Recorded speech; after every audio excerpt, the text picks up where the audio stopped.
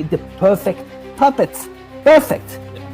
You know. So Angelo, how do we figure out who Anwar Ibrahim really is? I mean, he's saying things that people want to hear, just like Vladimir Zelensky was saying things people wanted to hear. How do you cut through this rhetoric and figure out whether he's telling the truth or not? Well, just his tracking record, you know, where he comes from, you know, who are his backers, who funded him, you know, from the beginning.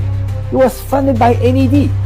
I mean, really clearly, you know, it was openly, I am proud to be part of NED.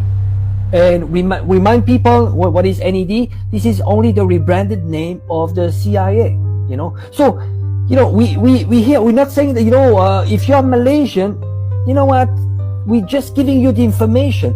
Ultimately, you decide. But keep in mind that no matter what, the foundation of democracy is sovereignty. If you have someone that is actually ruling your country, that is being financed by the US, you know what? You need to ask the question, is he running for me? Is he going to manage the country for me or on behalf of the US? International Monetary Fund, anyone who knows anything about Southeast Asia knows that the IMF, just like you said, Angelo, perhaps it's a crude way of putting it, but it's very accurate. Rape. They raped the region. They were loan sharks on a regional level.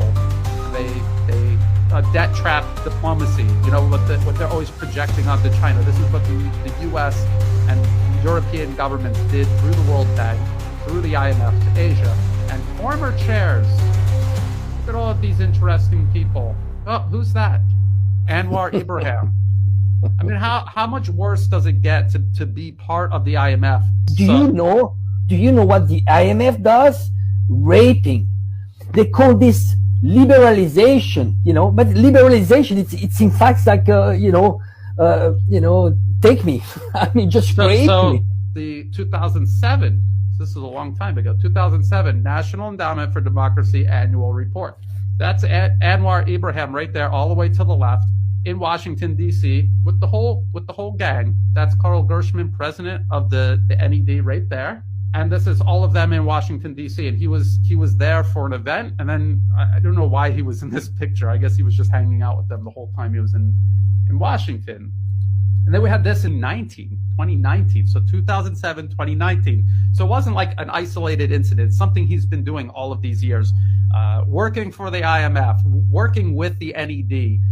You know, so when you have someone that you elected that is financed by those very